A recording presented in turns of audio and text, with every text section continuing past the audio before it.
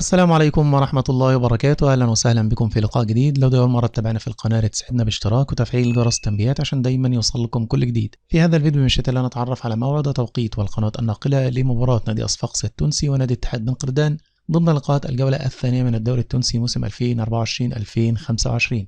لكن قبل الدخول في التفاصيل اتركوا لنا توقعاتكم لنتيجة هذا اللقاء في التعليقات. يتواجد الفريقان في جدول ترتيب الدوري التونسي في المركز الثامن والتاسع برصيد نقطة واحدة من التعادل في الأسبوع الأول.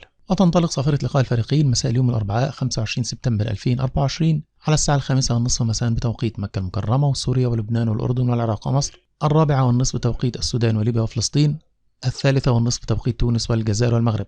النقل المباشر لهذا اللقاء عبر قناة تونس الوطنية الأولى. كل ما تتابع حضراتكم بمتابعة ممتعة لهذا اللقاء. في النهاية تقبلوا تحياتي، دمتم في رعاية الله وأمنه، والسلام عليكم ورحمة الله وبركاته.